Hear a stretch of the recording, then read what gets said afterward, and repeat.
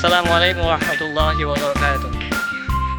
আজকে আমরা আসছি আমাদের বাড়ির পাশে একটা যেখানে বিভিন্ন ধরনের গোত্রের মানুষ থাকে। আজকে আমরা তাদের একটা স্কুল করতে আসছি, তাদের জীবন যাপন ব্যবস্থা কেমন। তো আমাদের আস্তে আস্তে একটু দেরি হয়ে গেছে, কারণ এখন হচ্ছে সূর্য দেখতে পাচ্ছেন চারদিকে সূর্য অস্ত যাওয়ার সময় চলে এসছে। এই জন্য ওয়েদার একটু ভালো না, তারপর আমরা চেষ্টা করবো আপনাদের ভালো কিছু দেখানোর জন্য।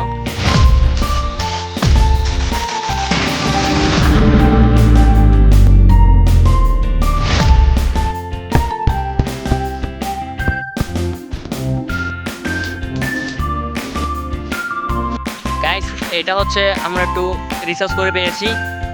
এই গাছটা হচ্ছে এটা একটা দেবী, এটা সবসময় করে পূজা করে, এবং এটা যখন বছরে উৎসব আসে তখন এই গাছে সবাই একত্র হয় এবং এখানে তারা মোমবাতি জ্বালায় এবং বিভিন্ন তারা মানত করে এবং উৎসবগুলো এখানে এসে পালন করে।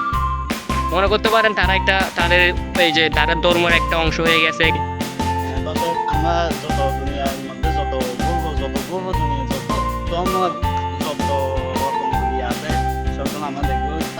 তো দর্শক, আমরা দেখতে দেখতে আমরা ভিতরে ঢুকে গেছি। এখন হচ্ছে দেখতে পাচ্ছেন এটা হচ্ছে এদের এলাকা।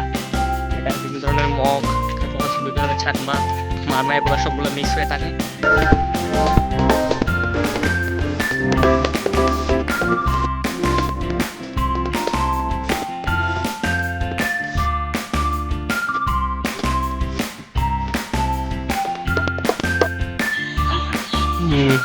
দর্শক, এটা হচ্ছে এখানে এগুলা মাছ হতে পারছে, এখানে মাছ হতে পারছে এগুলা হতে পারছে না। এগুলা ওরা কি করে আমরা জানি না। এখানে ওরা দমা পালন করে।